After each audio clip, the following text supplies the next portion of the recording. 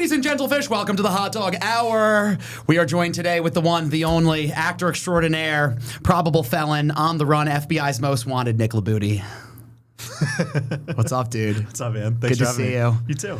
Good to see you. I see you like every day. Good to see you. Thanks. Great to meet you. Great to meet you. Thanks for coming in. Yeah, big fan of the show. Glad to be here. Well, you know what it is? This feels very official because this is the first time that you have been in the studio now. The studio. Because the first time I had you, we were in an auxiliary studio that I don't really use anymore. Was that the one in Brooklyn? In Gowanus. In Gowanus, yeah. Yes.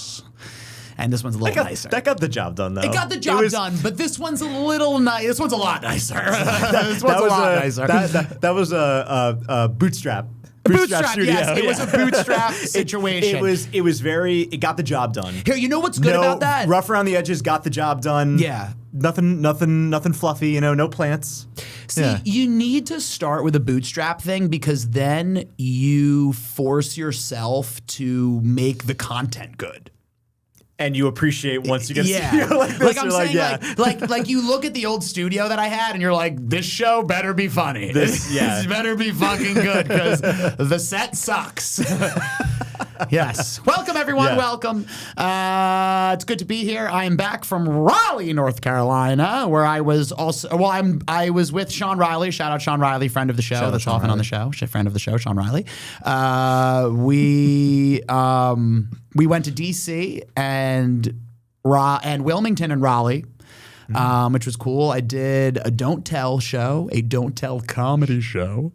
I know I love Don't Tell shows. They're great, dude. They really are a callback to when Italians ran comedy, you know? I explain. Because do you know how Don't Tell works? It's that you don't know who's on the thing. Yeah. Like, I'm saying it's exactly how a gangster would have. He would have been like, hey, come to the comedy show. You would have been like, who's on it? He would have been like, hey, you're asking too many questions. Just come on. What's the address? You'll find out the day of. Yeah. We'll tell you the day of. Just shut the fuck up and give me the fucking money. Why do you have so many questions? Yeah, it's a comedy show. Don't you want to laugh? Who is this? Your lovely fiance. So she looks nice.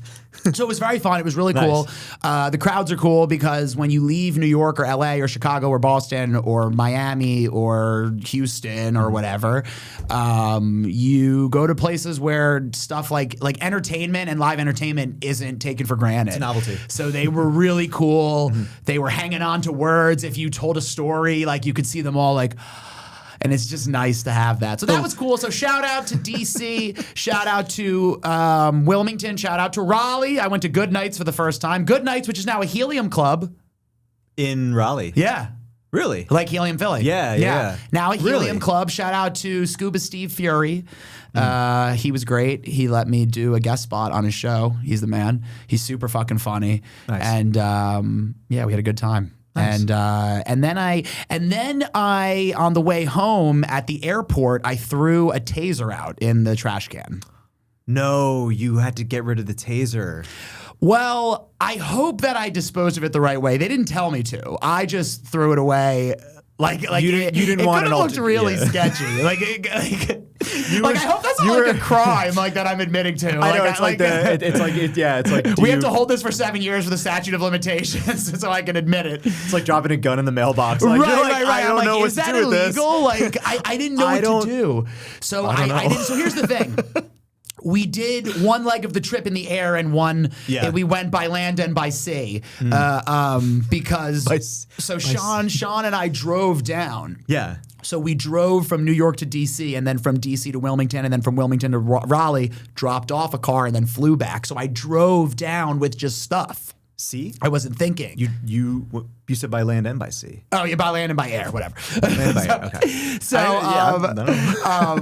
So when I was going back, I realized in the airport, like I got out of the car and I was like, oh shit, I have a full taser with me.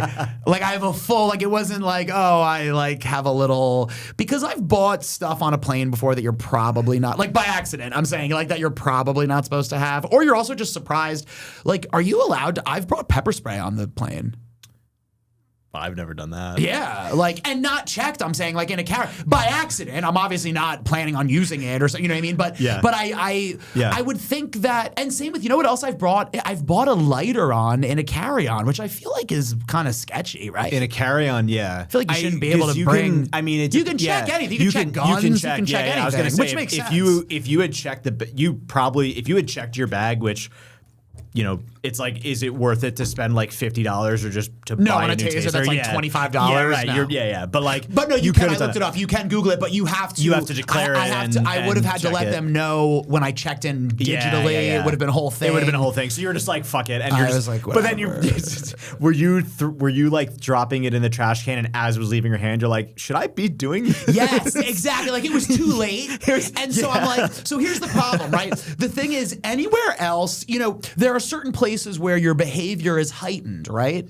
Like, remember we were younger and you'd go to school and they go, hey, they would go, you have freedoms, but some of your freedoms are put on hold if you're in a public place like a stadium or a school for everyone's safety. For example, in a school, you're not allowed to have a gun, even though you are technically allowed to have a gun in the country. We get it. Okay. And you can't just like yell bomb. Right, you can't yell fire in a crowded theater. Right, exactly.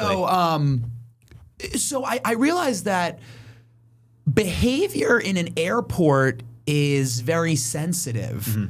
Yeah. And behavior that would maybe be normal, or not normal, but behavior that you wouldn't bat an eye to if it was on the street, you would in an airport, right? For example, potentially, guy on the street scavenging through trash.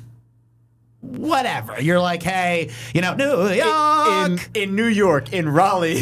In Raleigh, that's weird. Different. Yeah. Now, guy scavenging through trash in an airport is weird. Not a good look. That's sketchy. That's like, what the fuck? What, did the bomb not go off? Like, what's going on? Like, you know what I mean? So I had multiple things going through my head. So first off, I get out, I'm walking through, I'm like, oh my God, I have a weapon. I have a weapon in the airport. You have a non-lethal weapon. Yes, non-lethal weapon. Non-lethal defense. But yeah, for the AI, that's the transcribing. Okay, This is getting banned on YouTube immediately. Yeah. This is all satirical. This is all satirical, and it is a joke. This is a joke. This is a joke. Allegedly. No, it is. Okay. So, yeah, no, I'm retarded. I'm very harmless. So, anyway. So I'm standing there, and I'm like, oh, my God, I bought a fucking taser to the airport by accident. So I'm like, okay, well, what do I do? So I was like, first off, I was like, well, let me do the right thing. But I was like, but I feel like, you know, like, no good deed goes unpunished. Like, I was like, I'm going to go up to someone and be like, hey, I have a taser. Like, what do I do? And they're going to be like, get him! Like, you know what I mean? Like, so I was like, okay, I can't do that. Be like Harold and Kumar when he's got the gum on his shoe and he's like, exactly. Yeah, no, I'm hitting the bong. Yeah, no, it's gum. Gum, he's gonna gum. No, I need a lighter to light the bong. Yeah. Like, that's what I was like. I'm gonna have a situation like that. And so I was like, I'm not gonna do that. I'm not gonna just say to them, hey, I have a weapon. Two, I was like, I have to dispose of this, but how do I do it in a non-sketchy way? Discreetly. Yeah. I was like, is it sketchy to leave it outside? Is it sketchy to leave it inside? Is it sketchy to... What do I do? Like, what do I do? Do I sit down and pretend I'm looking through my backpack and then, like, hide it? Do I just do it, like, just big country style and just drop it? Like, what do I do? Yeah. So I basically I try to make it one swift movement. I was like, it's happening. So I'm on the sidewalk, I enter through the doors, and as I'm doing it, I take my bag off, I take it out, because it was right in the front pocket. I had it for easy access because I used to live in the Lower East Side. You have to take it out, you gotta zip-zap somebody. Zip-zap. So I take it out, and I just go, and like drop it, real slick. And I was like, that's fucking clean as fuck. That was clean. Then I had another thought, oh my God, they're gonna look at the tapes or something. Now I'm gonna look like this is like an Ocean's 11 like heist. Now they're gonna think I'm like doing a whole thing in the airport or something. Like what? Like, so I'm freaking out. I called mom. I was like, what do I do? She's like, it's okay. Everything's okay. And then I was like, yeah, I guess it's fine. So I guess it was fine. But, you know, I disabled it. I took out the battery and unplugged it and everything. So, like, it's fine. Like, it's not, you know. It's like dropping the magazine and turning yeah, that's like what I did. That's what I did. I took out the battery and did the whole thing. So, that's it. Very Oceans. Yeah, very Oceans, so I dropped off the taser at Raleigh Durham Airport. So I don't know if you know this story or not. I won't say his name to protect the guilty, but the guilty. You'll know who it is once I start telling the story. He's definitely guilty. So I had a friend who is very outdoorsy. He likes to camp a lot, and I know who it is. You know exactly who it is. And I know that he did it. Exactly. He was on a camping trip. I know that this is not. I know that if anything, this is less embellished. I know if anything, this story, things are going to be removed to make this person sound more humane. Continue.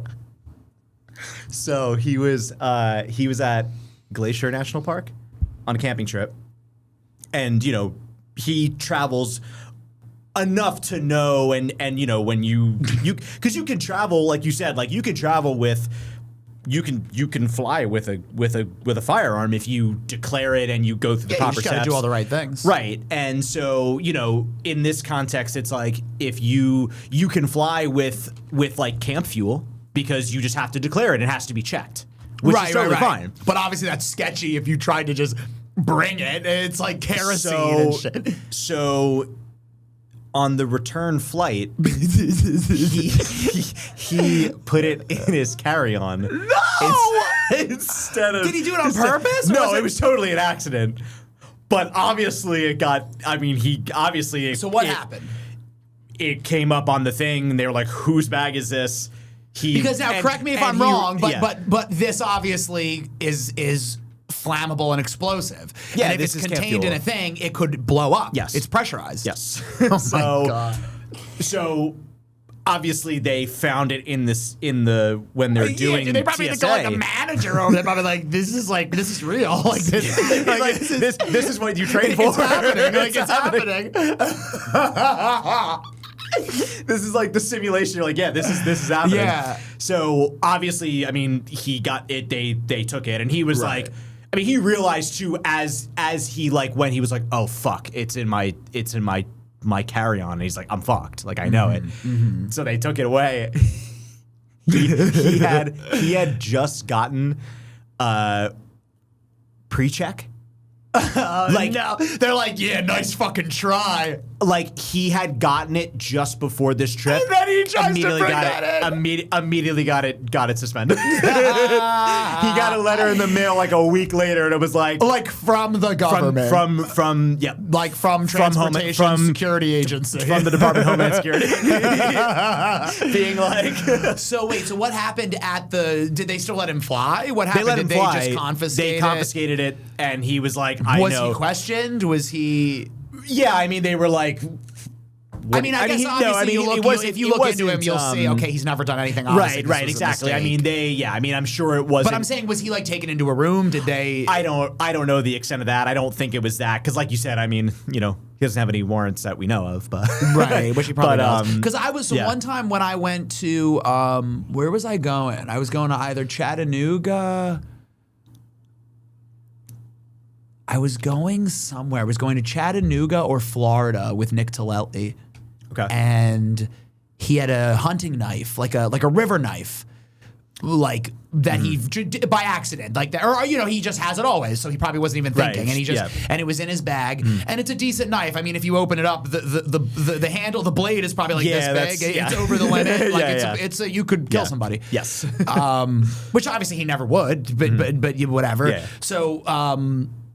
But it wasn't a big deal. They were just like, hey, whose bag is this? And they're like, me. And he was like, you got a knife in here, dude. And he was like, oh my God, I'm sorry, I totally. And he was like, it's fine. He's like, you can knock it on the plane or we can throw it out. Yeah. And he was just like, okay, throw it out. Yeah. But I was surprised it was because like when they first said that, he was like, you got a knife in the thing. Like, I was like, shit. oh, dude, we're going to miss our flight. Like, it's going to be like 3 hours. They can like investigate us. Like, but they didn't. Like, I guess you can tell. But I think it depends probably. I mean, that's, like you said, it was over the size, but if it's like, it's clearly like, if it's like if it was like a fixed blade, like hunting knife, like Rambo, like if it was like that's like that's a little bit different.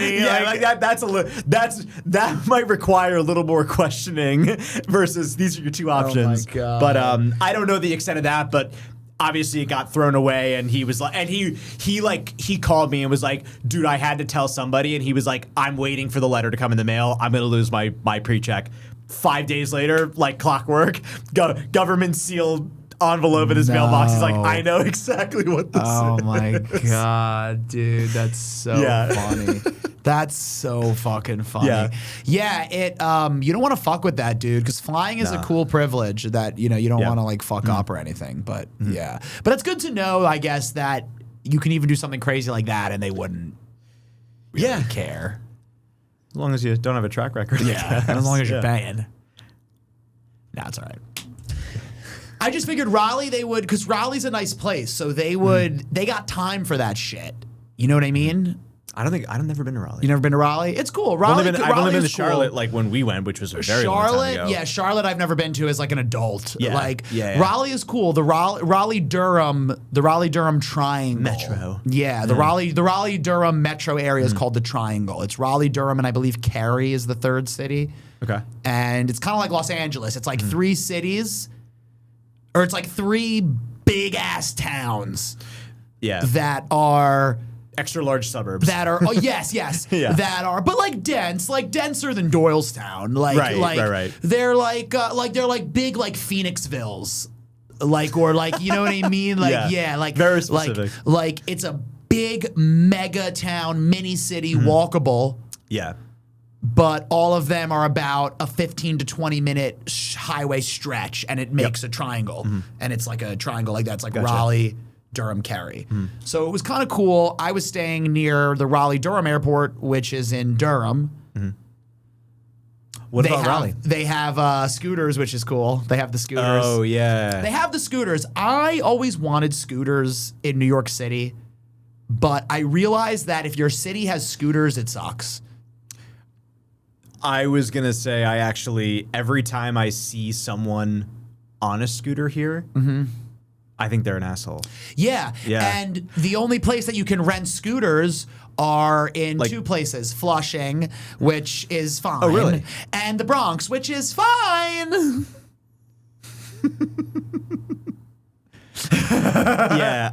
Which is count, like, I feel like the argument is like, well, like, aren't city bikes, because like you're still like electric, whatever. But I'm like, no. Like, I just love the freedom. The freedom of them is nice. Of the scooters?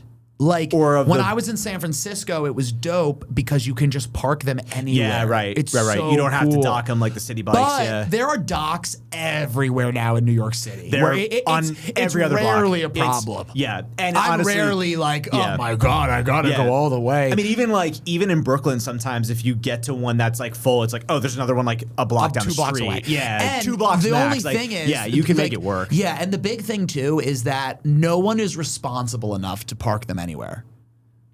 True. Like they're always in fucked up places. They're always thrown out on the side of the road like a mob hit. Yeah, Truly. yes. They're thrown on the side like a fucking mob hit. Yeah. Literally, dude. It's and then it just and it like the power's down. Yeah. But it's cool. Listen, it means that your city is nice and orderly, and it means that you have big, wide, new sidewalks, which is the problem. Okay, that's what we were talking about earlier. Yes. Okay, because I've decided this: your city, if your city has nice sidewalks, it sucks. It sucks. I agree with you, but for the purpose of today, I would love to hear your reasons why. No, I don't. No. Listen, that's it. Like, It's just a statement. I was in Raleigh. Okay, Yeah. it was disgusting. Okay, why was it disgusting? Because it was so pleasant. Okay, it was clean. It was orderly. Things were parked where they should have been. You could eat off of the sidewalk. It was so clean. You could raise a family there, and that is the problem. Okay, there's no grit. There's no edge. There's no character. It is a cookie cutter glass building. Every single residence looks like affiliated dorms in a college university where they have the big banner on the side where it's like, 2917858, and like every building has a title, like in New York City, you're like, where do you live, dude? And they're like, oh, I live in the Lower East Side. I live on Attorney and Delancey. Yeah. I live Cross on streets. Rivington and this. Yeah. Like in Raleigh, people are like, I live at the Swift.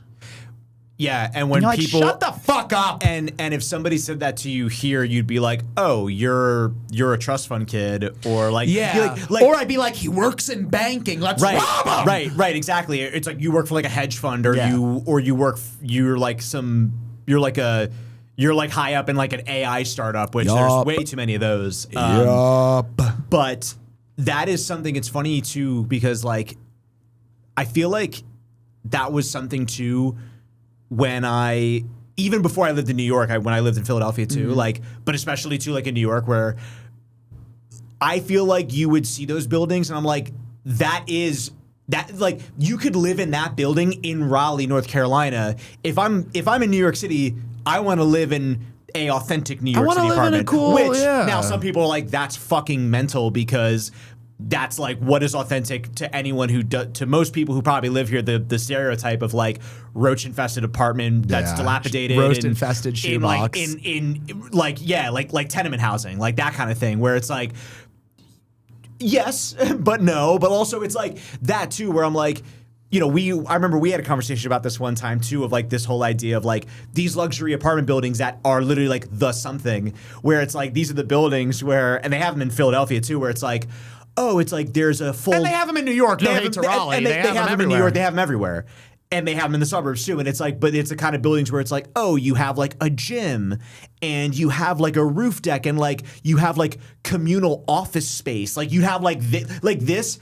Like this, you could be like, oh, like there's like a recording studio. Yeah. Dude, tech I'm space. Surprised. I'm sure it's new buildings have podcast they studios probably do. I'm sure they do. They probably do. And that's the thing. Yeah, go ahead. And sorry, not to interrupt you, but there was one I remember. A friend of ours actually lived in a building in Philly that had a giant supermarket in the.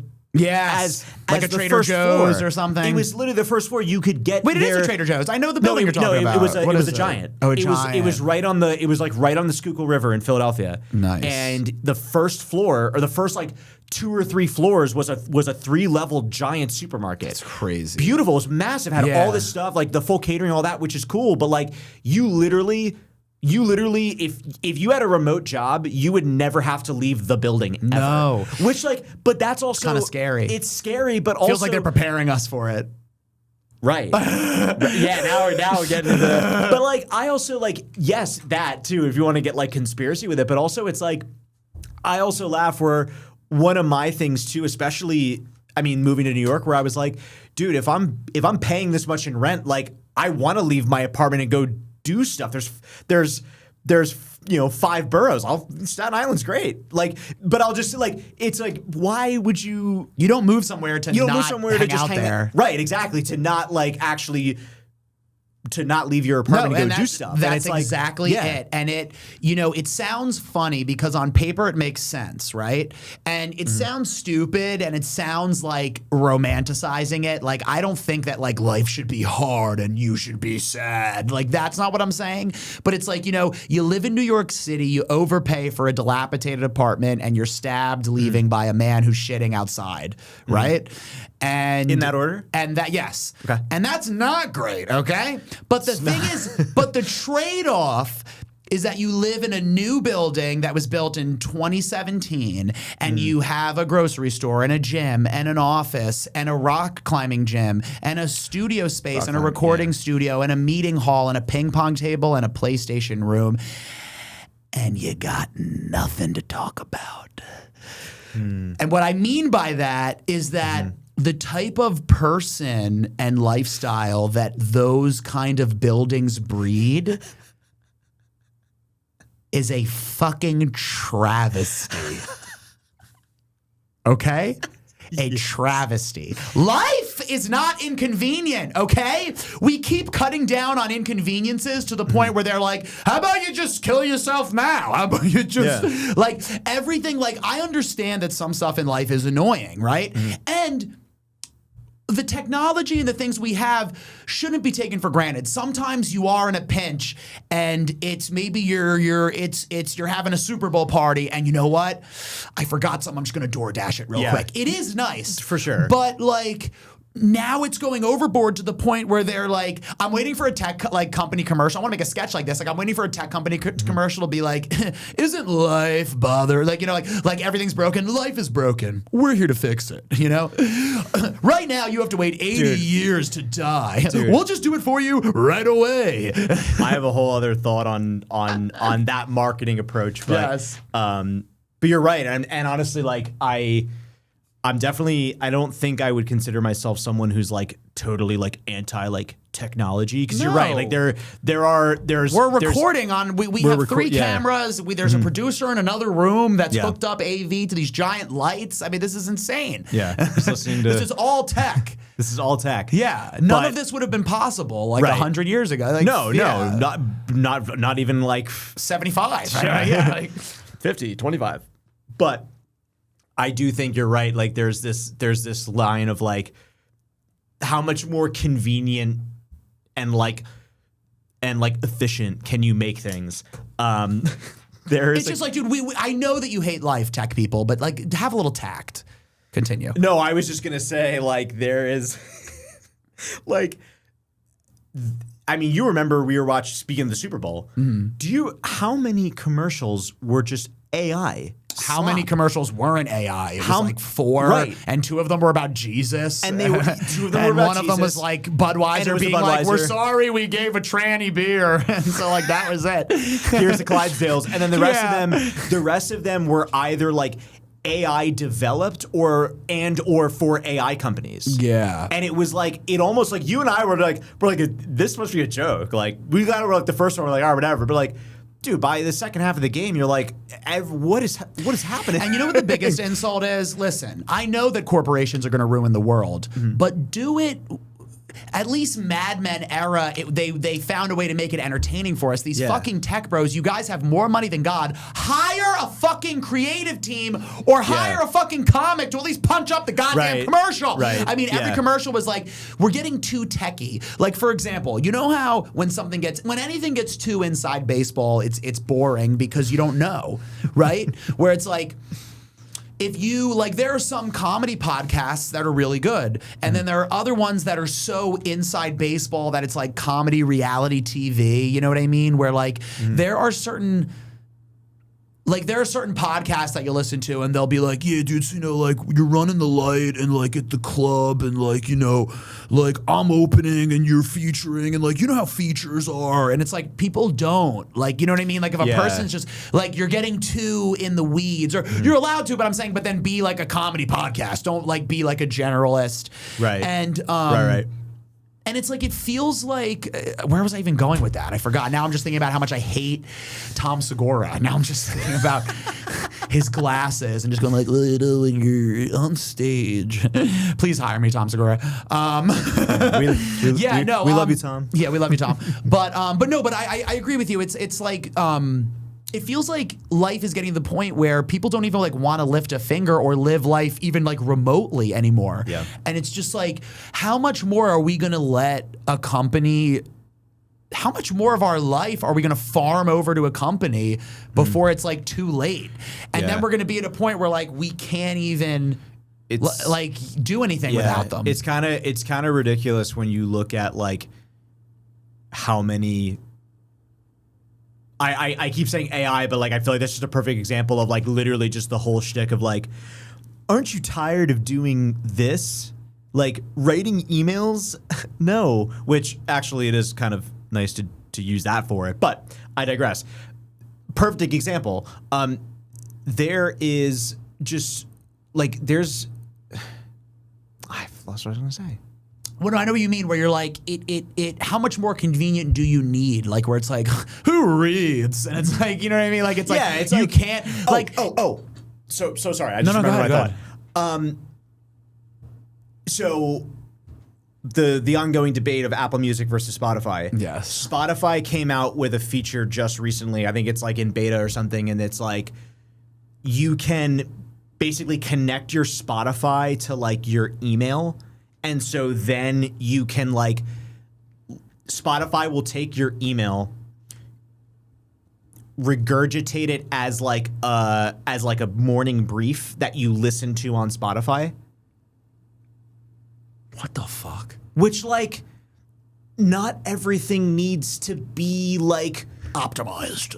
Not even and synchronized optimized, and aligned. Not everything needs to be a podcast. Sorry, yeah. But like I don't care. No, like, everything. This podcast should be ended. Please, someone come kill us, please. No. I agree. It's not everything. But like, it's just like we don't gotta be doing all this, man. Well, like, listen, I like water. We don't need to use all. I don't need to use this water bottle to save me from reading an email, right? And just like using my brain to read an email, like it's not. You know what I mean? Thing, like, you know, it's like the old joke. The old joke used to be like, "Hey, I don't want. Why do I have to follow Poland Spring on Twitter?" Right? Like that used to be the old. You know what I mean? Or it's like, why does Radio Shack ask for your phone number? Ask for your phone number when you buy batteries. But you know what I mean? Remember that? Where it'd be like, how come my potatoes have a Facebook page? Like it doesn't. You know what I mean? I don't care. Yeah, and it's like, you know. How much of a presence do you have to have? Everything's just becoming marketing now, which is funny because people pride themselves on good marketing. The more marketing you have, the worse. Like marketing is indicative of a downward turn, okay? Like everything is marketing and everyone's like, "Oh, that's such a like people love to go, "Oh, that's such a cool idea. That was such a cool marketing campaign." No, everything's marketing because everything's a fucking scam now. That's why. Yes. No longer it used to be like, "Yo, here's the product," or it used to be like, "How are we going to make this product really good?" Now it's like, "How are we going to sell this? How are we going to convince everyone to take this product?" How are we going to give this the like how do we paint the picture that we want it to have? Yes. Yeah, how do we paint the picture that you need this? Like everything now is manufactured. It's all rhetoric. And it's all rhetoric. It's not even about the product anymore. We've come full circle now where it's like capitalism has hit its peak where it's not about the product anymore. It's about like the ethos of the vision. Yes, the vision. The ethos. It's about the brand and who created the brand. And it's like it's not even about like you don't get an iPhone anymore because you like iPhone. You get it because you're like, well, the CEO was like on a podcast and like he talked about the ethos of the company and so like now I'm and it's like, are you stupid? Like, and to bring it back to what you just said before, that's the whole thing, which is another thing that I despise, is the whole like, you know, other phone companies do this. At Apple, we wanted to do it different. God. Just what? I just changed the shower head in my apartment. Did you? I haven't yet. Prepare yourself for when you open the packaging because it's all like, "Hi, yeah, ooh, we're so glad you're here." Yeah. Your hair deserves the best. When you get to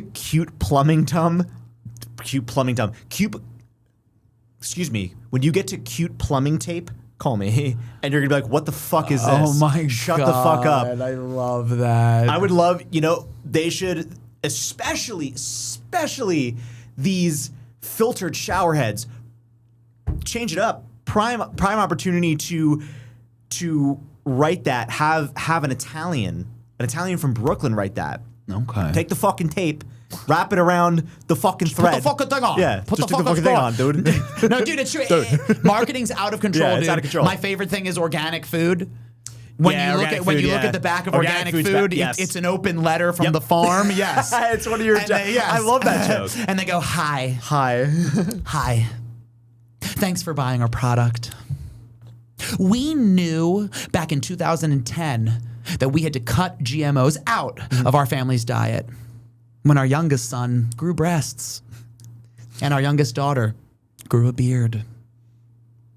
So now what you're holding in your hand is something special, something pure, something from my family to yours.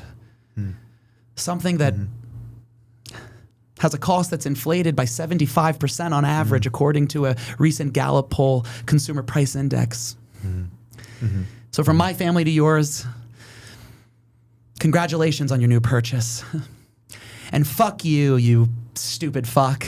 It's made in the same exact plant that the regular shit's made too. So anyway, that's the gist of it. That's the gist. Yeah, pretty much. That's the gist of it. When we found out little Timmy had celiac disease, we knew we had to do something different. No, what if it was a different? They're like, when we found out Timmy had celiac disease, we laughed and laughed. We kept stuffing him full of crust. Want more pizza, crust boy? That's what we used to call him. We developed Uncrustables. Oh, shit. But yeah, dude, Raleigh was cool. Raleigh was fun. So anyway. To come back full circle, Raleigh was cool. Everyone there is nice, but people do get weird about the north. Once you cross the Mason-Dixon line, I think people get a little squirrely. Because see, the thing is, we're from the Northeast, but we're from Pennsylvania, which is a bit of a outlier in the Northeast, right? Like, because do you consider, is Ohio the Northeast? What's it again? Like I'm saying, is Ohio the Northeast, or is Ohio pretty much the beginning of the Midwest? I think Ohio is the start of the Midwest. I wouldn't consider Ohio Northeast. I feel like most people consider that as the start. Right. Pennsylvania is the edge. Technically the border, but which is why Pennsylvania is such an interesting state, because Pennsylvania is an urban, like Pennsylvania has Philadelphia, which is one of the largest and most well-known cities in the world. I mean, right? Is that crazy to say? It's Philadelphia. Sure. It's birthplace of our country. Right. Yeah. So 1776. it has Philadelphia. We the people. It has suburbs, like where we're from, like pretty average-looking American suburbs. It has mountainous regions. It has the Valley. It has Happy Valley. It has Penn State. It has Bloomsburg. Yeah. And then it has kind of a Midwest feeling as you get farther out towards Ohio. It's it gives you a little bit of everything. It's definitely geographically, it actually is like I think it actually is like the most diverse state in terms of like literally like what you just said. It's gotta be, dude. It has, I mean, outside of like desert, it has pretty much every type every of climate, every terrain. Right, like it snows, it's summer, it's fall, and the Appalachians run through it. That's what I'm saying. It's crazy. The eastern part of Pennsylvania is very, like you said, it's very urban, but and also industrialized, but even just the land itself is very, it's luscious meadows and fields, and then you have the Appalachian region and kind of the Rust Belt, as it were, as the further west you go out. And yeah, I mean, it quite literally. I mean, realistically, it's almost like it's two different states. That's what I'm saying. Honestly, it's crazy. It is. So it's weird because we're Northeastern, and we're totally. And the more I grow up and the more I travel, I think we're totally Northerners. We're totally Yankees. Like I'm not a Southern boy. No. I'm not I am a Yankee farm boy. Like we are not cowboys. We are not Midwesterners. We are not like chill, like Arizona, like West Cali, West and Coast. Like Southern, like New Mexico kind of Santa Fe vibe. We're none of those. We are, and we're not like Mountain Men, Appalachian. We're not like Montana, Duluth, like just living in the like we're not that, and we're not Pacific Northwest either.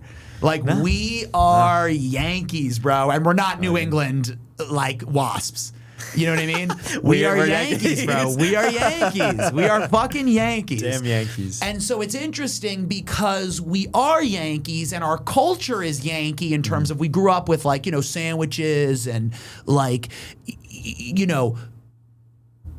like I remember going to Texas and being like, you guys are wearing like ornate beautiful, but like ornate, heavy cotton Western shirts. wear, When it's like 95 degrees, like what is wrong with you? Like I'm in shorts, sweating in a cutoff, and they're like wearing a hat with a heavy cotton shirt, tucked in pants, boots. I'm like, And so it's funny because when you go to the South, and especially now because I live in New York, so when people meet me, I just go, I'm from New York, and they just think I'm a New Yorker my whole life. And then I have to say, well, I'm from Pennsylvania, but people kind of look at you funny because they go like, oh, you're from New York? Well, you think you're better than us or something, And it's like, no, dude, I'm from Pennsylvania. Like, I'm not. Like, I'm from Pennsylvania. Like, and it's funny because Pennsylvania, I've also realized, Pennsylvania is the only state that states below the Mason-Dixon line respect. They're like, it's the only one. They're like, okay. Like if you're in Texas and you're like, I'm from Massachusetts, they're like, you're gay. Like, you know what I mean? they're like, oh, so you ride with your left hand then. Right? Like that. Like, but when I was in Texas, I'd be like, I'm from New York, and they're like, you're gay. And then I'm like, well, I'm born in Pennsylvania. And they're like, all right. And then I'm like, right outside of Philly, and they're like, you're gay. So I was just gonna ask that actually, because I feel like, because when you say Pennsylvania in the South, people are like, oh, okay, where, because you kind of, you know why? Because when you're from Pennsylvania, it says a lot of things. Because Pennsylvania is the only state that's in that Northeast region that's like still into guns and still into the outdoors. Well, like Massachusetts and New England are into the outdoors, but it's for like walking through like a meadow and like looking at the cherry blossoms. They're, as they call, earthy, crunchy granola people. Yes, they're granola crunchy. Yeah, whereas like Pennsylvania's still like we're barefoot and we're fishing in the creek. Yeah. Like you know what I mean? Like that's some Texas shit too. Like when I was in Texas, I would tell people like, well, I'm from Pennsylvania. They'd be like, oh, all right. Yeah, respect. Yeah, okay. Phew, I was worried for a second. I was like, but it's so funny, man. Whenever you're from New York City, if you're anywhere else, everyone's just so surprised that you're there. Like you'll go up to on stage, they'll be like, he's from New York City, and everyone's like, oh, he's from New York City. Or they're talking shit, like they're like, fucking pussy ass bitch from New York City, fucking pussy ass bitch. Let's rob his fucking bitch ass after this, pussy. I think I told you this when we were in Italy in March, and we ran across a couple just, other American couples. And that was the one thing always was like, oh, where are you guys from? When we would tell people we're from New York, they'd be like, so you must have like this food all the time. And I'm like, sometimes.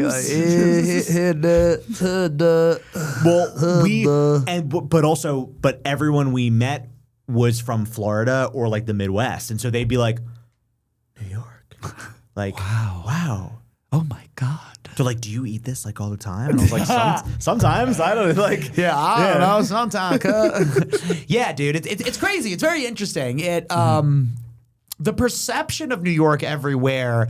It's funny that it comes with this luster because you don't think of it as anything, but then you go somewhere else. Like I was walking around Durham, and it was a ghost town, dude. There was no one walking around and no one even driving around. Really? And you're like, do people live here? Like, what is happening? Yeah. But then you remember that everyone lives in buildings that, they can just. Everyone just it's goes all home. There. Yeah. Everyone just wakes up. They go to work, or they work from home, and then they just go back to this building because it has everything they need. And then we're good to go. And that's why everyone feels lonely. Yeah. It's because they're just in this cycle. It's it's like that thing where it's like, if you're walking home, like go down a different street. Yeah. Take the long way home. Switch it up. Take the long way home. Quantum leaping. Leap into a different quantum space. But yeah, dude, it was fine. Every time you're from New York, people talk about how they want to they're like, I want to visit it. Like, which I think is funny. I feel like low key everyone wants New York to suck. They want it to fail. You know what I mean? They want it to fail. Like they want it. Fail. Do you agree with me? Like, do you ever get that vibe from like your friends or people if you talk about it? Yeah. Like they give you like a weird like, because I think everyone who comes here, like if you're a tourist, you're secretly a hater. If you live here, so you hate it because it's horrible. Right. And then Right. if you're moving here, you're moving here because you're an artist. So you're like, I want it to be bad. You're like, I want to suffer. Yeah, well, it's like you want things to be hard. You don't want it things to be easy. bad. You want it. Yeah, you want to embrace the suffer suck. for my You want to embrace the art. suck. How else am I supposed to be an artist if I don't have pain to How am I supposed to be an artist if I just eat food every day? Yeah. How am I supposed to be an artist if I have a roof over my head? Yeah, pussy. Dude, it's so funny. You have a bedroom? You have a bedroom, you bed? bitch. Your door locks? That's how it's treated, dude. That's how it's treated. People don't want to be happy. And can I tell you something? That's actually unlocking a truth about the human psyche. That's actually the most authentic thing. I think that's actually the most authentic thing. People want everything to suck. People want everything to suck. And can I tell you how you know this? How many times have you gone to like a party and you're like, your part of you's like, I hope it's not good. Here's the thing. You never want an event to be bad because you like hate the person or you hate the host or the venue or the event or what it's benefiting. You're just like, for the sake of me being able to conserve energy, I hope that it sucks. Why? Like, I hope that I don't have to go to this party and talk. I hope that it sucks so that I can sit back and it's out of my control. I can just go, well, it sucks. I would have been alive. I would have went to the dance floor, but it sucked. It sucked. Like there are days when like you're hungover or you're very tired, you know, or like if I have some strife in my life and I have a show to go to and I'm like, I hope just like no one shows up and I can just not deal with this right now, you know? And then you go and they're like, dude, there's only 8 people. And you're like, oh no. Oh no, no. What a shame. Well, it happens. I guess. It happens. Well, I guess the show will suck. I was here and I was ready. Now, like, you know what it is? Maybe they'll speak to people like a networking event. Like every time you go to a networking event, you don't want to meet people and get a job. You don't want to find new business. You want it to suck so you can go there for 15 minutes and then go home and then be like, well I would have tried. I would have tried if there were more. I'm going to the events. I guess that I can't get business because the industry's fucked or I'm not a pedophile like Jeffrey Epstein. And then and now you're safe. It's not your fault anymore, right? Sounds like it's you're not looking your for fault. excuses. Sounds like you're looking for excuses. Now, and Eb and Don would not approve of that. Don Saladino, okay? Not Donald J. Trump, who is also a friend of the show. Do you feel like, on the flip side of that, do you feel like when you have felt that way, but then you do get there and like it is like a packed show, do you feel like you had that like, well, we just got to figure the fuck out and do it? Not. No. No, listen, of course, I'm obviously being facetious. Of course, I want every show to be amazing and I want to crush at every show. But it's like, it's just funny. Like, there's definitely something about human nature that there is comfort. There's that little bit of feeling of you just being like, something. I hope it kind of just doesn't. Yes, because there's comfort in it being out of your control sucking. Right. Where if I bomb at a show, I fucking blew it. Right? But if I bomb at a show, if I have a shitty set because I didn't prepare, then I'm a shithead. But if I have a shitty set because the crowd was whack and like, dude, it was a bar show and they don't even vocal, then it's not my fault. Right. No, I get that. I'm just like, oh, dude, well, one day I'm gonna get that good show and then I'll do it. Right? Wait till that good show finds me. And then you're free. You're free. Right? You want it to suck. You want to suck. Embrace the suck. That's not what that means, but I know what you're saying. No, you shouldn't embrace the suck because also you create your world. You're a world builder. You create your reality by your attitude. Yeah. So if you go in there, because that's the cool thing about stand-up comedy is like stand-up comedy really taps into like an ancient primal human instinct because you're on stage, nobody knows you, they don't know anything about you, anything about your personality, who you are, how you react to things, but they can tell if you're anxious, if you're scared, if you're confident, if you're unprepared, if you are prepared, if you care, if you don't care. It's very interesting. Yeah. You know? And it's like, why do we, that's just like a thing we can tell. I don't know. Yeah. It's actually, that's a thing actually kind of similar is an exercise that I do that an acting teacher taught me was when you watch back, you know, if you like do a scene and you film it, you watch it back, just you play it, then you watch it back with the sound muted, just watch it visually, then you just listen to the audio. Interesting. Yeah, because you get totally, I mean, obviously like in a real thing, you're going to be watching it visually and the sound, but you can also, you see different things. And when what you're will just, you pick up on? Right, No, exactly, that's true. I mean, exactly, listen, yeah. I have a lot of energy. I'm high energy, but my sets have a lot of act outs, and I always make face, like a lot of my set is certainly nonverbal. You know, I'm very animated. I'll crouch over, or I'll stand up, or I'll go like, ooh, you know, I'll do shit like that, and it's true. And it you know, there's a really cool thing that Seinfeld said one time where he said he said if someone's laughing, if the crowd is laughing, stay in the act out. And it's so interesting because that's something I never noticed, but now you'll notice it every time you watch stand-up, where you're like, think about really good act outs, they hold it. So like, if you do a thing like Sebastian Maniscalco, you know, he'll go, what? Yeah. And then everyone's going crazy. And you know, did you ever notice that? No. And then he's going, and then the crowd's clapping. Right. And it's funny because that's that weird hypnotic thing where then because you're holding it, the crowd loves it more, and then they'll start clapping, and then it kind of becomes its own, the energy takes on its own. The whole energy of beast. just everyone. Yeah. And then you can relax out of it, and then the crowd knows, okay, now we're going to stop clapping. It's so weird, like shit like that. Like you can really, well, people are sheep. People are cattle. People are sheep and cattle. People are sheep. And which became evident to me, when I was in Raleigh. I was telling you this before we started. When I was in Raleigh, Sean and I had to go and buy like some shit like that. We had to just, you know, we're like degenerates. We had to buy like a razor to like shave real quick and stuff. We're degenerates.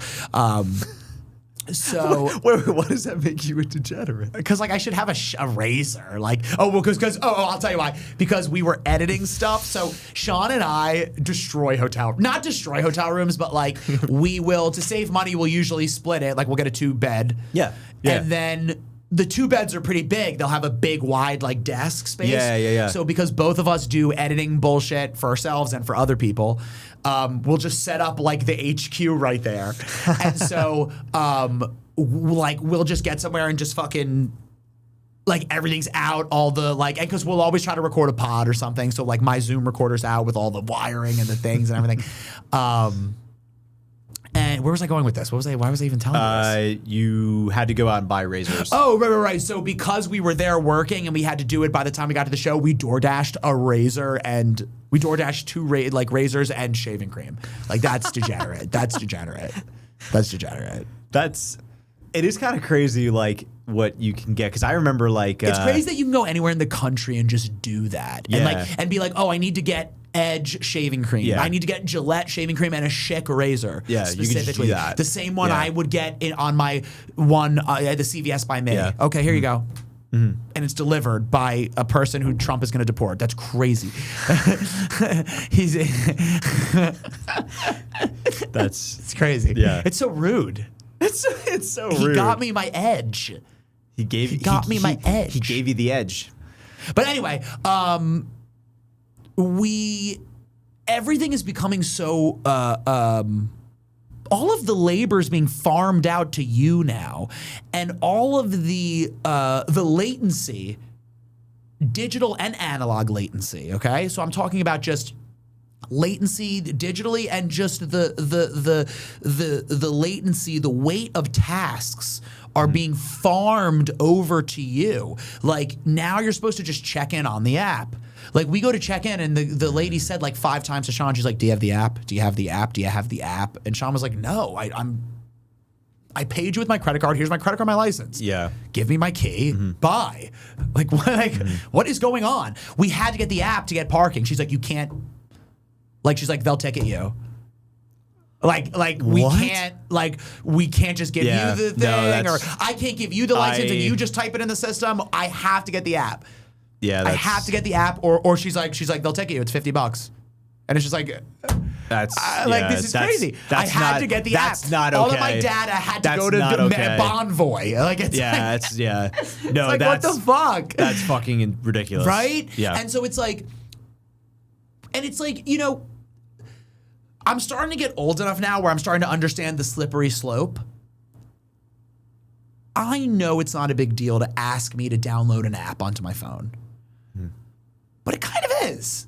Yeah. It's like, why do I have to change my personal devices? This is my personal, as in, our phones get leeway. It would be weird if she said, oh, you have to take out your laptop and go to the App Store and download. Like what? You'd be like, I'm not take out my laptop. I'm trying to check in.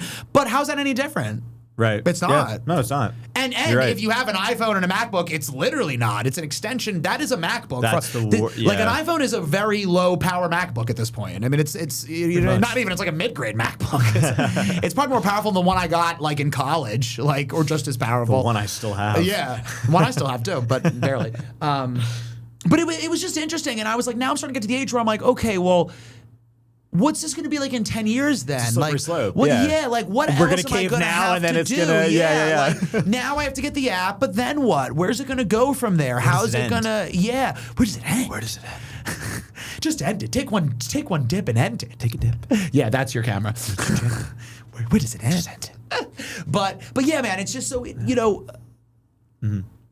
it's just as odd because we spend all this time getting freaked out about AI and about how AI is going to take jobs and about how AI is going to replace this and technology is going to make it so that this is going to be this and it's not going to be like this anymore. And it's like, at first I was very upset at that, thinking, oh my God, I don't want to lose that human touch for everything. But then you try to check in and you have this person behind the counter just repeating canned phrases, just, you have to get the app for parking. You have to get the app for parking. You have to get the app for parking. And I'm like, you're AI! You're already AI! Yeah. So I'm like, if we switch it to AI, all that's going to happen is that it won't have body odor. It might be a net positive. You make a compelling case. It might be a net positive. I'm like, if you already, if the position is so corporate that it's like my favorite scene in Sopranos where the guy's like, you can't take money from me. They'll count it. And if it's short, they'll just get a new guy. Hire somebody else. They don't care. What the fuck happened to this neighborhood? With respect to the employees. Yeah, all due respect. Yeah, with all due respect. Yeah, now, with all due respect to the employees. With respect to the employees, they don't have a lot of wiggle room. I get it. It's not worth it to lose your job because some fucking dweeb twink from New York City doesn't want to download the app. Right? I get it. You have a family. I have a family to provide right. For. So I get it, but then it's like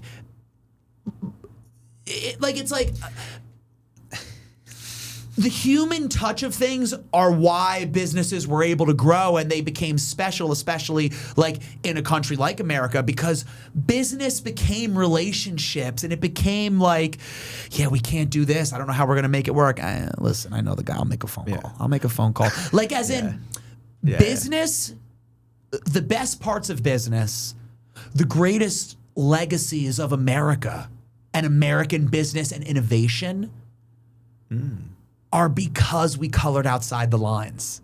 And it's because AI and a computer didn't run a company. A human being who had emotions and judgment that could be swayed made the decision, right? Unique. So it's like I was late dropping off my rent-a-car.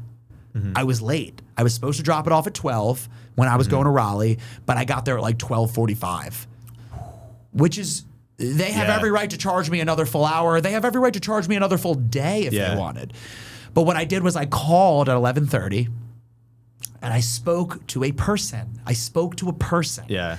And I said, hey, what's up, man? Hey, how are you? Good, how are you? Good, man, what's going on? Nothing, just hanging, just, all right, cool, man. Shared a little human moment. And I said, I'm really sorry. I am in my rental right now. I have a scheduled drop-off for 12 in about an hour. I'm hitting traffic. I'm probably gonna be there at like 12:30-ish. I'm really sorry about that. I just wanted to give you guys the heads up. Is that okay, or is that... And I hear the little keyboard going in the background, and then she goes, yeah, it's all right. I can wave it. Don't worry about it, baby. Just come on down. And I go, thank you so much. Yeah. I really appreciate that. Yeah. Thank you so much. I get there, we pull in, bing, bang, boom. It's all good. She saved me a day, so I tipped her $20. Hell yeah. As you should. And that is how business should be. That's how business should be. That's how business should be. That's what we're going to lose to AI. And we're going to lose it to AI because these people are letting themselves become AI already. They're letting themselves just like, well, you have to download the app. Well, you have to download the app. Well, you have to download the app. Be a person. Do you think it's like a cultural thing in a sense that like I feel like that's like, I don't know, is that something where like people there's a fear of coloring outside of the lines and like people doing the wrong thing? Like you said, I mean, I know you're joking, like, is someone gonna bend for that if they have a family that they have to provide for with this fucking app or something? Yeah. But I'm like, do you feel like that's like a generational thing? I don't think it is, because I feel like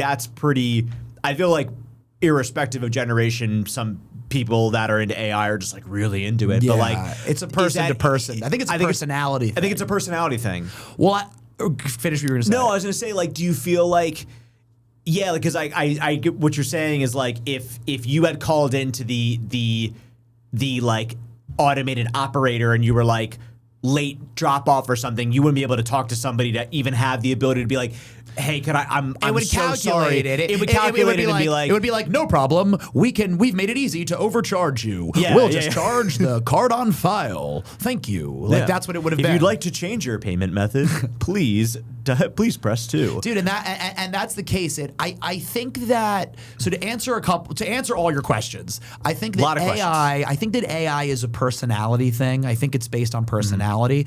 If anything, I almost feel like AI is catering to the tech-averse. I think people that know and understand technology who are a lay person. If you work in technology, I understand why you like AI. You're probably making money from it.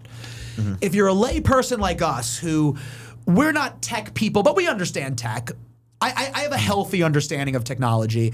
I think that people like us are averse to AI. I actually think AI is best with like the boomers and people who don't know a lot about technology, and like the very young probably love AI. Like I'm sure Gen Alpha or whoever like is loving it. Like they're growing up. They're being indoctrinated with it. Of like, so and so Bluey. I don't even know who the characters would be. They're making their own characters. Do you remember the audition I had? That script I sent you. Oh my fucking God. That was so bad. What the fuck was that? Oh my God. Whatever happened with that? Nothing. Good. And that was a crazy script. That was a crazy script. I mean, dude. That was a crazy script. Like, it's at least reformatted so it looks like you wrote. Yeah, that was a wild script. And I remember like I had seen something probably like earlier that day of like, it was like, if you're using like ChatGPT or something, one of the telltale signs is like the big hyphens between stuff. M dash. That's what. Yeah. Sorry, I'm a publicist and I know the AP style book. So that, you probably know it too, where it's like M dash is a telltale sign that like something might have been written with AI. Yeah. So I don't remember why, but that was like in my mind that day. And then I was reading back through the script, preparing for it, and I saw that and I was like, wait a second. And then I like, and dude, it sucks because the M dash is great. I stopped and looked at I looked at not even the words, but the entire page, like just the formatting. And I was like, oh, dude, this whole fucking thing was written probably by ChatGPT. Yeah, dude. Yeah. And literally, I remember in the thing, and I remember I told you this, in the casting, they were like, oh, it was, the director was very inspired by like, what is it, like the Safdie brothers or like Tarantino or something for this. Shut the fuck up. And literally I was reading it, and after that, and then remembering that and being like, oh, somebody probably literally prompted ChatGPT and said, hey, I want to write a scene that's a walk-in talk, Tarantino-esque, that's on X. And that's probably literally what they did. And I was like, oh, dude, this is like, I was like, oh my God. And dude, that's the problem. Like, so many people who are into AI love it because they just don't want to use their brains. And it's going to expose that kind of thought, like with people who are unoriginal or people who are just copy and pasting ideas. I feel like I feel like that's the kind of thing where it's like, just to be like, look what I can do. Yes. Just with this. Well, and it's like and that's nothing, what all of AI is. And nothing beyond, but right, it's like that where it's like, just to be able to be like, just to say I can, like, just to see what, I can do this. I can just plug this in and do whatever. It's like, okay, cool, but like, then what? It feels very like surface level, like impersonal, just like, oh, I can do it. And this is, I can just do this with like that. And it's like, okay, sure, but most AI, you can poke a hole in most AI logical, like, how can I word this? You can poke a hole in most AI scenarios by just asking why. Yeah. Like, people will come up to me and be like, well, the AI could be a comedian, and then the AI can write jokes. And wouldn't that be cool if the AI would write jokes and then the AI could perform? And then you just go, why? Why? And then they're like, because it can. And you're like, but why? Why? Why would I watch the computer do stand-up? Yeah, why? Yeah, why would I do that? Why would I? Yeah. And then they're like, well, because it can just regurgitate, because it'll just take shit and put M dashes in it. Yeah. That is interesting. I've never actually thought about that. Like, if you're using ChatGPT that's like open source and you say like write a joke, obviously it's pulling from open database information. How is that not plagiarism? Well, they're all, I mean, so I'm not caught up to speed. I don't know exactly. That would be a good question probably for Dubin. I wonder if he deals with any of that, because he does corporate law, but he did like mergers and acquisitions. But I wonder if like AI would play a role in that. But anyway, I don't actually know very much about that. My understanding is there's like a threshold of like how similar is it, like if it's a 1-to-1 copy, you're like, all right, yeah, like, yeah, I mean, but and again, I don't know, but like that just made me think of that, where I'm like, how could you be like, if you're just, I mean, I don't actually know, but it's an interesting thought. So my understanding is that there's a lot of lawsuits right now. Like New York Times is suing OpenAI, and all the big like Schnips Media and all of them, and like are reporting outlets, are suing like them. So like, because there's groups like Scripps Media, Hearst Media Group, Condé Nast. These are all publications, New York Times, that I know had lawsuits. I don't know what the status is or if they were completed or settled. But I would think it's plagiarism. I mean, I wouldn't think that that's okay. I mean, there's this fucking account, it's Princess Trends, it's Princess Trends, who still has my fucking video up on their profile. And I asked them to credit me, they blocked me. Oh my God. So in that situation, I forgot about that. When I get some money, I'm fucking them up, dude. But in that situation, I was told that it's my IP, even though it's on Instagram, it's mine. I made it. Right. So wouldn't that be the case for a reporter? Wouldn't your story be yours? Or at the very least, wouldn't the story be the New York Times' story? Like, right. I would assume. I mean, that's going back to... Because the story, and also because that's the whole kit and caboodle, that's the cash cow. You subscribe and you give money. New York Times is a monthly subscription. You pay them because they have specific stories that no one else has, or they have a specific writer that has the information that no one... So the story is the whole point. That's why you're subscribing. So it's So it's like, it's one of those things where I'm like, I don't know law and I'm stupid, but that has to be yours. Right. That can't just be public domain or something. Yeah. But I don't know. Maybe is the news treated differently? Is the news treated as a public? I don't know. But no, it can't be, because if something, maybe if something's on WTFX or Fox or something, but if something's on New York Times and it's paywalled, then no. The whole point is that it's or the Atlantic. The whole point is that they're a service that gives you premium news. It's like HBO. HBO's premium TV. You pay for it. Yeah. I mean, that's definitely. And I mean, if something like ChatGPT is pulling that from the New York Times without a subscription, that's fair enough. I mean, listen, I don't know anything about that, honestly. I was reading something. Oh shit, my bad.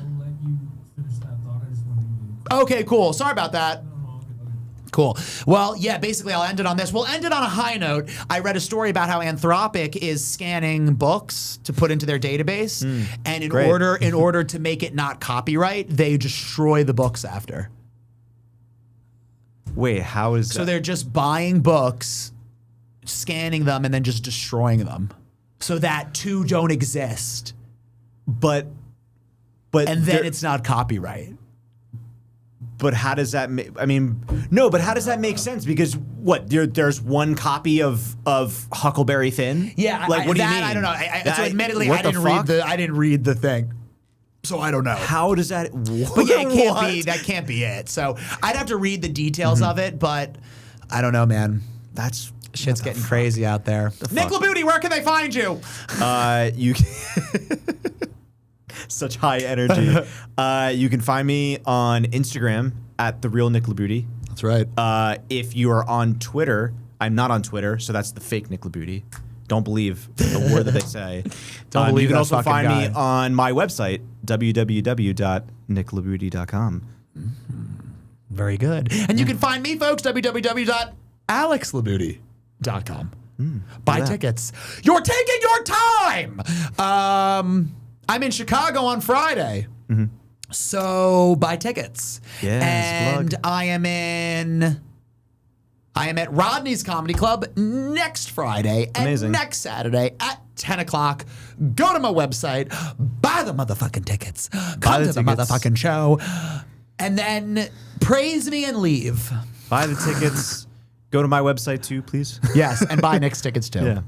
I'm not selling tickets, but you can... He's selling something. He'll sell something. I'll sell something. Email him. He'll sell anything. Sell me this pen. Sell me this pen. Sell Goodbye. me this water bottle. Thank you for your time. Good chat.